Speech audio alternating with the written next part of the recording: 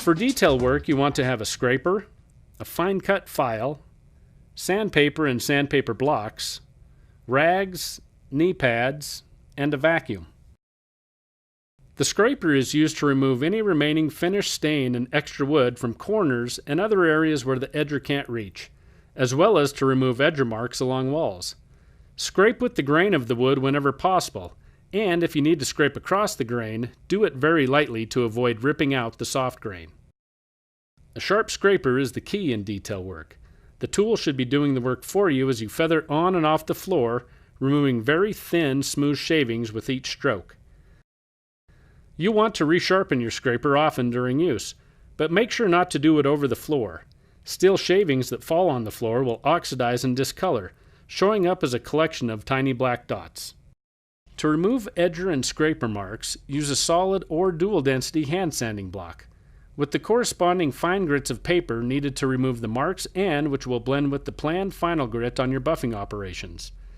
2 grits of abrasive can be used on a dual density block, a heavier grit on the hard side that will remove the edger or scraper marks easier, followed by a finer grit on the soft side to final detail the floor.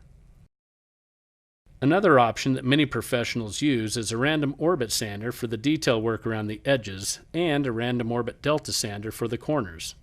While it can take some experimenting to see what grits on these sanders will best match up with your buffer operation, these tools take a lot of the manual effort out of the all-important detail work. For rounded pieces of flooring, such as stair treads and bowl nose transitions, a standard scraper can be used to carefully remove old stain and finish. Rounded bowl nose scrapers are also available for this task. For final sanding on these areas, use the soft side of a sponge block to remove scraper marks and smooth out the surface. After you've scraped and sanded the detail areas, be sure to thoroughly vacuum all the shavings and dust off the floor. Now remove the sander, edger, and DCS unit from the job site and vacuum the entire floor using your BONA back vac and 14-inch floor tool.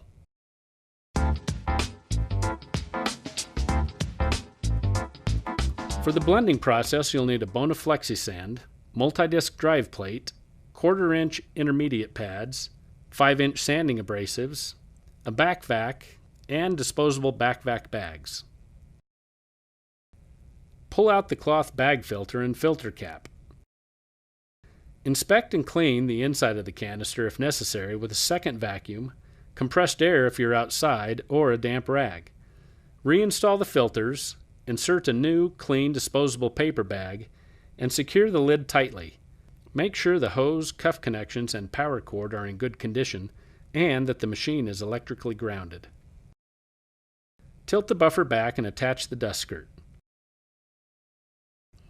Attach the multi-disc and the abrasives you've chosen for the first pass. This choice will depend on the wood species and other factors that we'll discuss shortly. Plug the back vac into the available outlet on the Flexi Sand, attach the hose to the tube, and click the back vac switch to the on position. Begin using the Flexi Sand buffer by pulling up on the safety levers and then the operating levers.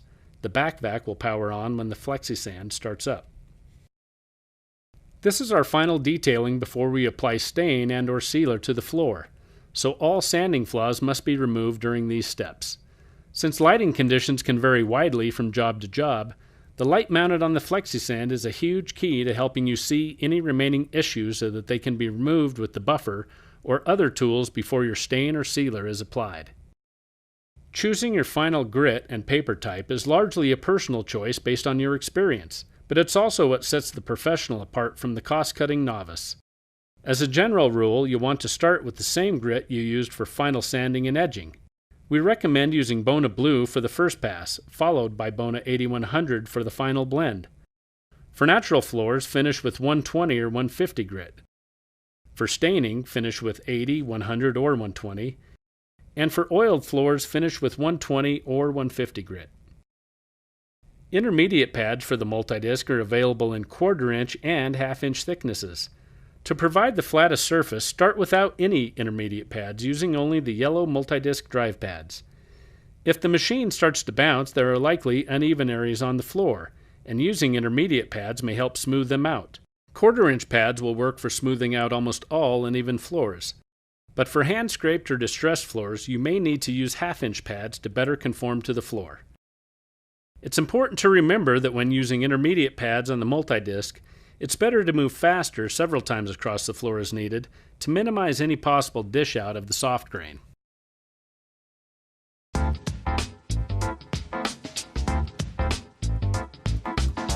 The BONA Flexi Sand, when used with the DCS backvac, is an incredibly useful combination for the blending process. It's highly maneuverable, provides excellent dust containment, and there's only one cord to deal with. Even though they appear to be running flat, all buffers have a pressure point where they tend to cut more aggressively. This occurs in the upper right quarter of the drive plate between 12 and 3 o'clock. Finding the balance point where the unit stays in one place without great effort, also known as floating, will greatly reduce the possibility of swirl mark scratches. Additionally, understanding how to properly clock the buffer during the forward and return passes will also help to reduce any scratching. On the other hand, heeling the buffer or pushing down on the handle while holding your position on the floor will cause a heavy grind in the right rear quarter of the machine. This can be a useful technique when trying to remove drum marks, stubborn edger marks, and so on.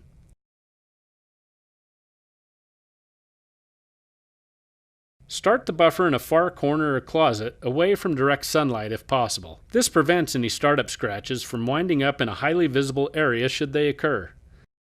Move the buffer in the same direction as the flooring, across and back in the same path, changing the angle of the buffer to cut on the forward pass and feather on the return pass.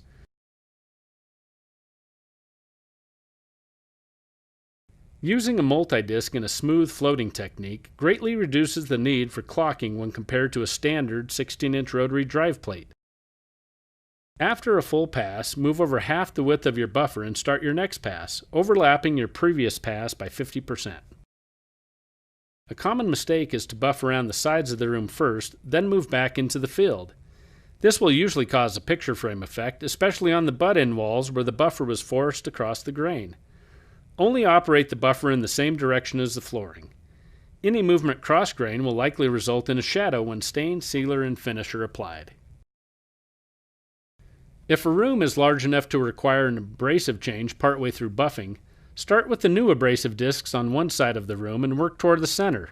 Stop near the middle of the room and move to the other side. Change your discs and work back toward the middle. This way, used meets up with used. If you change to a new abrasive in the middle of the room, a different color or scratch pattern is likely to show up. Depending on the job, wood species, and other factors, it may be necessary to use several abrasive grits in sequence on the buffer, just as we did with the sander and edger. For example, for a natural finish, if our final sand was done with a 100 grit, we would buff first with a 100, then a 150. We can't jump straight to the 150 because it wouldn't blend the 100 grit sander and edger scratch pattern.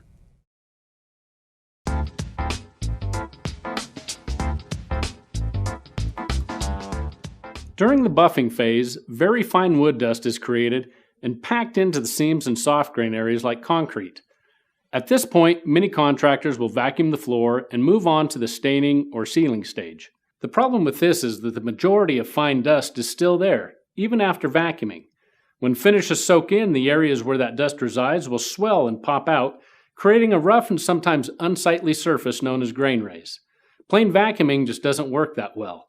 We have a much better way to make sure you're creating the cleanest, smoothest floors possible. Named after the Tampico plant that it's made from, the Tampico brush is stiff enough to scrub the fine dust out of the floor, but soft enough not to scratch the wood. It does an exceptional job of removing fine dust from the soft grain and seams, nearly eliminating grain rays and other first coat issues. To ensure you're getting the floor as clean as possible, first vacuum the outside of the buffer. Then tilt it back and remove and clean off the multi-disc. Thoroughly clean the inside of the buffer chassis and the dust skirt. Attach the Tampico brush and tilt the machine back up. Wipe off the power cable with a damp rag since it has probably picked up dust during buffing due to static buildup. Also, wipe or vacuum down the back vac if necessary and replace the bag as needed.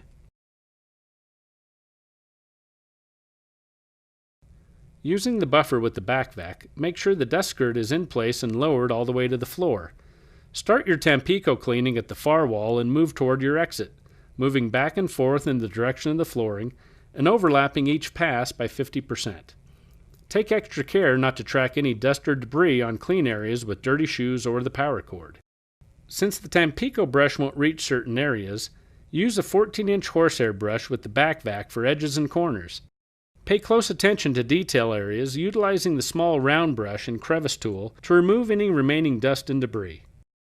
At this point, some contractors choose to vacuum the entire floor once more, but we've found that using the Tampico brush eliminates the need for this step. Finally, tack the floor with a BONA mop and a tacking pad mop cover. Due to its electrostatic properties, the fine cut pile on the tacking pad does a much better job of dry tacking than the twist pile on the BONA cleaning pad. Placing walk-off mats or folded bath towels at all entrances will help to keep any unwanted debris or dust off your clean floor.